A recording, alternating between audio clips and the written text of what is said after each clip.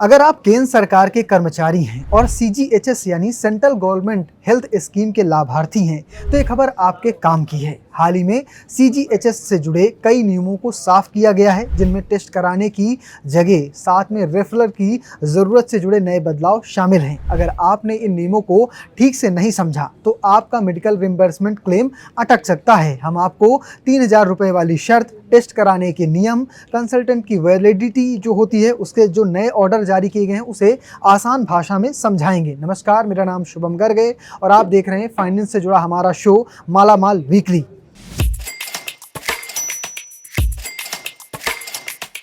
बहुत से लोग ये सोचते हैं कि 3,000 रुपये रिम्बर्समेंट की अधिकतम सीमा है, लेकिन ऐसा नहीं है।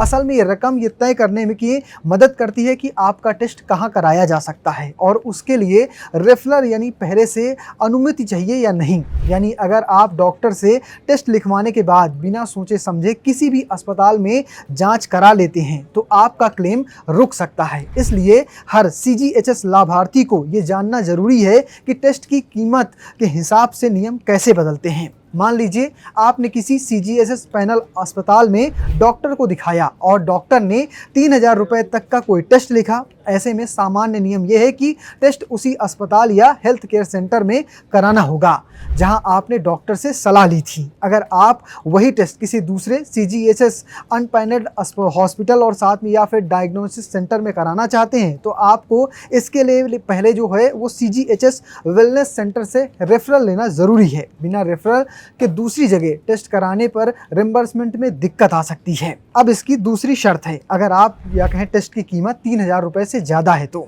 सीजीएचएस रेफरल की बहुत ज़्यादा ज़रूरत होती है। इस कैटेगरी में कई सारे टेस्ट आते हैं जिसमें सीटी स्कैन, एमआरआई और पेट स्कैन जैसे बड़े और महंगे टेस्ट शामिल हैं। इसका मतलब है कि सिर्फ इसलिए कि टेस्ट सीजीएचएस अस्पताल में लिखा गया है आप उसे अपनी मर्जी से कहीं भी नहीं करा सकते हैं। टेस्ट कहाँ कराना है और इसके लिए रेफरल चाहिए या नहीं, इस बात का ध्यान रखना बेहद ज़रूरी है, वरना बाद में रिम्बर्समेंट क्लेम में परेशानी आ सकती है।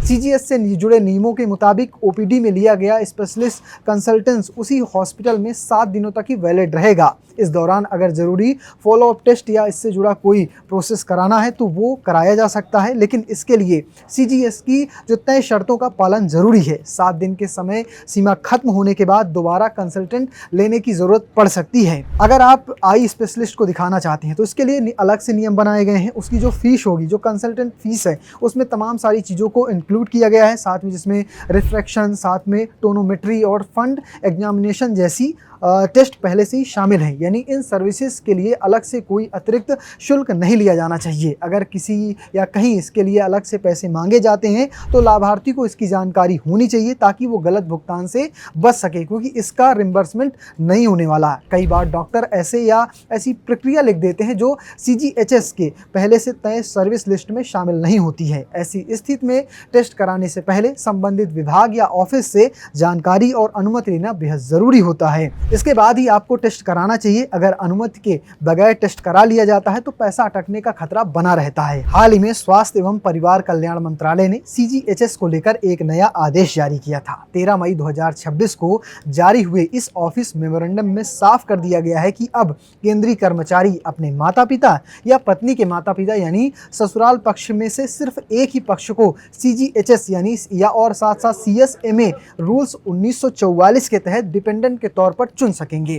पहले जैसी स्थिति अब नहीं रहेगी, जहां जरूरत पड़ने पर दोनों तरफ से सुविधा ली जा सकती थी। मंत्रालय के इस आदेश के मुताबिक कर्मचारी ये विकल्प जीवन में सिर्फ एक बार दिया जाएगा। यानी अगर किसी कर्मचारी ने एक बार में अपने माता पिता को डिपेंडेंट के तौर पर चुन लिया तो बाद में सास ससुर को इसमें शामिल नहीं कर सकेगा। इसी तरह अगर शुरुआत में ससुराल पक्ष को चुना जाएगा तो बाद में माता पिता को जोड़ने की अनुमति नहीं मिलेगी। यहाँ तक कि माता पिता की मृत्यु जैसी परिस्थितियों में भी ये विकल्प बदलना नहीं जा सकेगा। तो ये साफ हो चुका है। हालांकि इस नए नियम को लेकर कई तरह के सवाल भी खड़े हो गए हैं। All India NPS employ federation के राष्ट्रीय अध्यक्ष मनजीत सिंह पटेल का कहना है कि सरकार ने कर्मचारियों को सिर्फ एक पक्ष चुनने का अधिकार तो दे दिया है, लेकिन उन परिवारों की स्थिति साफ नहीं की गई है जहां पत्नी पहले से नौकरी में थी और बाद में केंद्रीय कर्मचारी से शादी के बाद नए परिवार का हिस्सा बनी। ऐसे मामलों में नियम कैसे लागू होगा, इसको लेकर अभी भी स्पष्टता की की कमी है। अगर आप CGHS